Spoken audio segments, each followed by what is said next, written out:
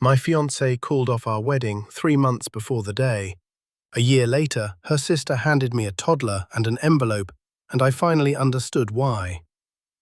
I proposed to Vivian on her 27th birthday, in the same Italian restaurant where we'd had our first date 5 years earlier, down on one knee between the bread basket and a bottle of wine she'd barely touched because she was too busy crying and saying yes before I'd even finished the sentence. We'd been together since we were 22, and by the time I slid that ring onto her finger, it felt less like a leap and more like signing paperwork for something that had already been true for years. We picked a date 6 months out, a small venue with string lights and a lake view, and we spent that spring doing all the boring, wonderful things engaged couples do. Tasting cake, arguing gently about seating charts, video calling her mother about flowers, laughing at how bad we both were at picking a font for the invitations. I remember thinking, more than once, that I had never been so unremarkably happy in my life. 3 months before the wedding, Vivian sat me down on our couch and told me she couldn't marry me. She said it flatly, like she was reading off a script she'd memorized, so she wouldn't lose her nerve halfway through. She said she didn't love me anymore. Then, worse, she said she wasn't sure she ever really had. I remember the exact temperature of the room dropping, the way my own voice sounded strange, asking her what she meant. Was this about the wedding stress? Could we talk to someone? Could we slow down instead of stopping? She just shook her head and said it was over, and by the following weekend she'd packed 2 suitcases and moved into her older sister Claire's apartment across town. For the first few days, I called her constantly, and she'd pick up just long enough to tell me, in that same flat voice, to stop calling, to move on, to forget her. Then one day, the calls stopped connecting at all. She'd changed her number. When I drove to Claire's building to try to talk to her in person, Claire met me in the lobby instead, arms crossed, and told me gently but firmly that Vivian had made her decision and that everyone, her parents, her friends, even people I'd considered my friends too, needed to respect that and let her go. I was, in the span of about 3 weeks, uninvited from my own life. I was the one who called the venue to cancel the deposit. I was the one who returned the tuxedo, who cancelled the florist, who sat alone in our apartment boxing up her sweaters and the little ceramic bowl she used for her keys, wondering what I had done, replaying 5 years of memories like I was searching for the scene where I'd missed some obvious crack in the foundation. I never found it. The year that followed is honestly a blur I don't love revisiting. I went to work, I came home, I existed in a kind of grey static. Friends tried to set me up. I went on exactly 1 disastrous date and never tried again. My brother Desmond made me come to family dinners so I wouldn't just sit in my apartment eating cereal over the sink. Slowly, in the unglamorous way grief actually works, I got functional again. Not healed, functional. I told myself the not knowing would fade eventually, that I'd stop needing an answer for why the person I thought I was going to spend my life with had erased me overnight. I was wrong about that, but I didn't know it yet. A year and 2 weeks after the breakup, Claire called me. I almost didn't pick up. Her name on my screen still triggered something between anger and dread. But something made me answer, and she asked, quietly, if I could meet her for coffee. I said yes before I'd even thought it through. I told myself I just wanted closure, whatever that word actually means. I got to the cafe early and ordered a coffee I never drank. When Claire walked in, she looked like she'd aged 5 years in 12 months. She sat down across from me, and before I could ask a single question, she reached into her bag and set a plain white envelope on the table between us, her hand resting on top of it, like she wasn't ready to let it go yet. Then she told me Vivian had died 2 weeks earlier. Stage 3 cancer. I remember the sounds of the cafe going strange and distant, like I was hearing it through water. Claire kept talking because I clearly wasn't going to be able to form words for a while. She explained that Vivian had been diagnosed just 1 week before she broke off our engagement. that the timeline I'd spent a year assuming meant she'd simply fallen out of love with me was in fact the same week her entire world had been rearranged by a doctor's office and a set of scan results. She had made her family swear not to tell me. She didn't want me watching her get smaller, watching her lose her hair, sitting in waiting rooms holding her hand while doctors used words like prognosis. She decided, in the space of about 7 days, that the kindest thing she could do for me was disappear cleanly, let me hate her if I had to, and spare me the version of grief that comes with a slow goodbye. What she hadn't planned on, what none of them had planned on, was that a month after her diagnosis, Vivian found out she was pregnant. Mine. Ours. The doctors told her that an aggressive course of chemotherapy gave her the best odds of survival, but that it would very likely end the pregnancy, and they laid out the numbers for her plainly. Continuing the pregnancy meant a gentler, slower treatment plan and a body that would have far less time to fight the disease. Claire said her sister didn't hesitate for more than a day. She chose the baby. I sat there in that cafe, absorbing all of this. The diagnosis, the secrecy, the pregnancy, the decision she made almost unilaterally to trade her own time for a child's existence. And somewhere in the middle of it, I realized Claire kept glancing toward the window, toward the parking lot, like she was working up to something else. Eventually, she said there was one more thing, and she asked me to come outside with her. In the back seat of her car, strapped into a car seat that looked comically enormous for how small he was, sat a 15-month-old boy with a mess of dark curls and Vivian's exact eyes, gnawing on a plastic ring and watching me with the frank, unbothered curiosity that only babies have. Claire said his name was Christian. She said it like she expected me to already know it, and in some strange way, some part of me did. The moment I looked at him, I understood, with total certainty and zero explanation needed, that I was looking at my son.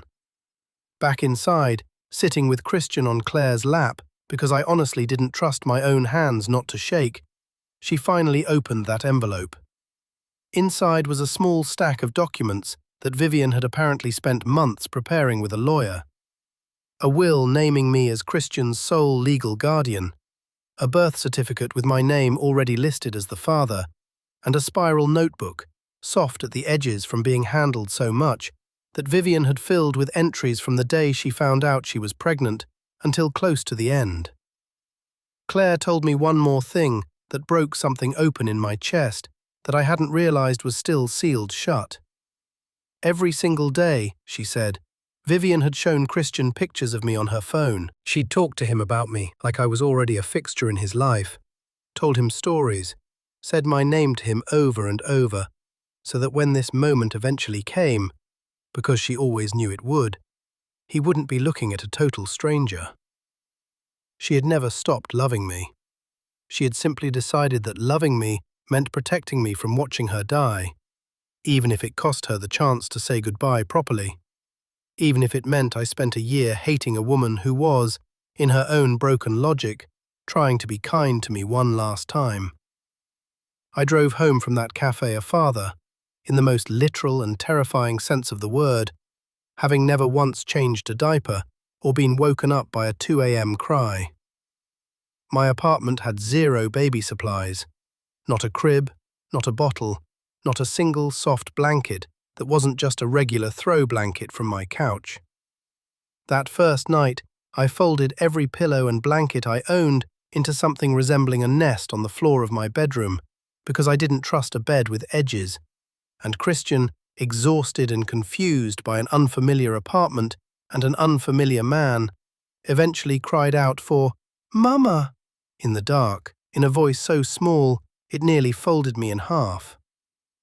I called Desmond at 11 at night in a full-blown panic, and he and his wife showed up inside of 40 minutes with a duffel bag of diapers, formula, a portable crib they still had in their garage from their own kids, and a patience for my ignorance that I will never be able to repay. Over the next several days, my mother, Eleanor, came by, and upon holding her grandson for the first time, sobbed so hard she had to sit down, and then spent an entire Saturday with me at a baby store, buying everything from onesies to a car seat, narrating the entire time like a woman finally getting to use 27 years of unused grandmother instincts all at once. My oldest friend, Jasper, showed up with a toolbox and put together a crib, a changing table, and a bookshelf, while I sat on the floor and for the first time since the cafe, actually talked, really talked, about what had happened, about Vivian, about the notebook I hadn't been able to bring myself to open yet. My employer, when I explained the situation in the vaguest terms I could manage, gave me 2 weeks of emergency leave without blinking, which felt like the only piece of good luck in an otherwise upside-down year. Not everyone reacted with grace, though. About 2 weeks in, there was a heavy knock on my door on a weeknight, and I opened it to find Vivian's father, Reginald, standing there with red-rimmed eyes and a voice already raised before I'd even said hello. He accused me of being a stranger to his grandson, said I had no right to raise a child I'd known for 2 weeks, demanded that custody go to him and his wife instead, people who had, in his words, actually been present. We argued loudly enough that a neighbour eventually knocked to ask if everything was okay. Reginald left that night the way a lot of grieving people leave arguments, not because he'd been convinced of anything, but because there was simply nowhere left for the fight to go, both of us circling the same wound from different sides. I didn't sleep at all that night. The pressure of the last month, the death, the son, the accusations, the grief I still hadn't processed from a year earlier that had just been violently reopened, caught up to me around 3 in the morning in the form of a panic attack so severe I ended up on my bathroom floor, convinced I was having a heart attack. The next week I found a therapist, mostly because Desmond refused to stop texting me links to therapists until I booked an appointment out of sheer exhaustion. In session after session, I worked through the specific, ugly shape of my anger. Not just grief for Vivian, but real anger at her. At the year she let me live in a story that wasn't true. At the goodbye I never got to have. My therapist didn't try to talk me out of the anger. She let me sit in it until I could see it clearly enough to also see, underneath it, that Vivian's choice had come from love, bent completely out of shape by fear and time she didn't have. Around that same point, on an unremarkable evening, while I was making dinner and Christian was babbling to himself in his high chair, he looked right at me, pointed one small finger, and said, clear as anything, "Dada." I nearly dropped the pan I was holding. I don't think I've cried like that since the funeral I wasn't invited to. Things didn't fully mend with Reginald until he called me himself, weeks later, his voice cracked open in a way I hadn't heard from him before, apologizing for the way he'd shown up at my apartment and admitting that he just didn't know how to survive losing his daughter without also losing his grandson. I agreed to set up supervised visits at my parents' house, neutral ground for both of us, and slowly, awkwardly, something like a truce took shape between 2 men who had nothing in common except loving the same 2 people. In the evenings after Christian went to sleep, I started reading Vivian's notebook, a little at a time, unable to take it in all at once. She'd written about the fear of telling me, about choosing not to, about long nights in treatment, thinking about a baby she hadn't met yet, about hoping, desperately in her own handwriting, that I would someday be able to forgive her for the year of silence. I read entries about how she used to hold her phone up to her stomach and play recordings of my voice from old videos so Christian would somehow already know the sound of me. Reading those pages didn't erase the anger, but it gave it somewhere honest to go, and slowly, month over month, the anger softened into something closer to grief, and the grief eventually softened into something closer to gratitude. I set up a small shelf in Christian's room with a framed photo of Vivian, a portion of her ashes in a small keepsake urn, and a few of her belongings, so that even before he could understand any of it in words, he would grow up in a room where his mother was simply, quietly present. I found a local group for single parents, mostly out of loneliness at first, and later a separate group specifically for single dads, where I met men who understood exactly what it was like to learn how to braid hair or handle a fever spike without a partner to tag in. I taught Christian, eventually, to fall asleep on his own in his own crib, which felt like a small, hard-won war after months of 2 a.m. wake-ups. I learned to recognize the difference between a fever that needed a doctor and one that just needed fluids, patience, and a cool washcloth. And I stopped calling my mother in a panic every single time his temperature ticked up. Somewhere around his 2nd birthday, I filmed him taking his first real, confident, unassisted steps across our living room, his arms out like a tiny tightrope walker, and I watched that video probably 50 times that week alone. Not long after, he grabbed my face with both hands one night at bedtime and said, "Love you, Dada," completely unprompted, and I sat on the floor of his room for a long time after he fell asleep, just breathing. My career, strangely, benefited from all of it too. My manager, aware of everything I'd been navigating, eventually promoted me into a senior management role with better pay and a flexible remote schedule that let me be the one to do school drop-offs and pickups, something I don't think I would have prioritized the same way in my old life. I started keeping a running document on my laptop, letters addressed to Christian for whenever he's old enough to actually want them. The full, true, complicated story of his mother, of the year I spent not knowing her reasons, of the choice she made for him before he ever drew a breath. I want him to have the real version someday, not a simplified fairy tale, because I think Vivian deserves to be remembered as exactly what she was: flawed, frightened, and fiercely, sacrificially in love with both of us in the only way she knew how at the end. These days, I take Christian to the beach sometimes, just the two of us, and let him chase the tide out and shriek every time it chases him back. On the anniversary of her death, we visit Vivian's grave together, and I've stopped needing to explain the visit to myself as some kind of obligation. I don't carry the resentment anymore, not really. What I carry instead, most days, is something closer to thanks.